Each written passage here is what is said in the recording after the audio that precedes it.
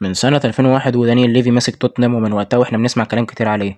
نص الجمهور كان بيقول عليه عبقري عشان اللي عمله في النادي وكده، والنص التاني كان بيقول عليه بخيل ومضيع طموح الفريق. انا النهارده جاي اقول رأيي الشخصي بس، وهل انا شايف ان موضوع دانيال ليفي كان يستحق ان هو فعلا يكمل في النادي، ولا كانت فعلا خطوة صحيحة اقالة دانيال ليفي. طيب عشان نكون منصفين، ليفي عمل نقلة تاريخية بملعب توتنهام الجديد. ده مش مجرد ملعب صراحة، ده تحفة معمارية كلفت أكتر من مليار استرليني. ليفي قدر يحول النادي لمؤسسة تجارية بتدخل فلوس ذهب، وخلى منطقة توتنهام في لندن دي واجهة سياحية وتجارية كبيرة. من الناحية الاقتصادية، ليفي حرفيا حول توتنهام من نادي عادي لنادي يتحسب له 1000 حساب ماليا في أوروبا كلها. طيب أنا ممكن حد يسألني يقول لي دلوقتي، طب الكورة فين؟ ليه توتنهام ما بيقدمش كورة؟ بص يا صاحبي، ان من الناحيه الرياضيه ليفي كان سبب في الطفره كبيره في فتره بوتشيتينيو. كانت لزور ودخلنا في توب فور، ووصلنا نهائي دوري الابطال 2019. طب مين كان يصدق ان كان في مشروع كروي محترم جدا، والجمهور كان بيشوف كره قدم ممتعه وتنافسيه مع الكبار؟ بس هنا بقى في مشكله، وهي ان الكؤوس فين والبطولات فين. ليفي بنى كل حاجه، بس نسى يجيب اللقب اللي يفرح الجمهور.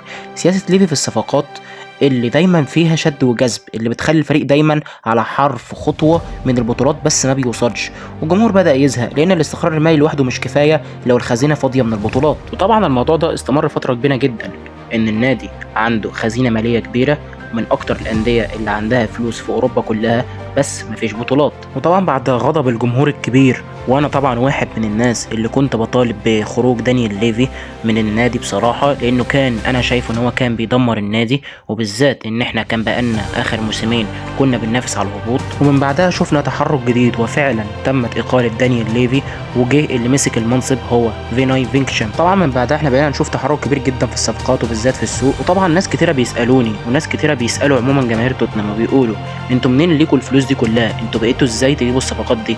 انتوا ازاي اصلا بقى عندكم فلوس ان انتوا اصلا تصرفوا في الميركاتو؟ احب اقول لك يا صديقي ان القصه دي قصه مشروع طويل جدا. يعني دانيال ليفي بنى كل حاجه في توتنهام، عمل خزينه ماليه كبيره جدا في النادي. السر هو كان في البيزنس موديل، او النظام العمل اللي ليفي بناه من البدايه. كان هدفه الملعب الجديد مش بس الكوره، ده بيستضيف حفلات عالميه زي ماتشات NFL وحفلات عالميه ومؤتمرات، وده بيجيب دخل يومي مش بس في يوم الماتش. اضافه لده طبعا توتنهام بقى علامه تجاريه عالميه في التسويق.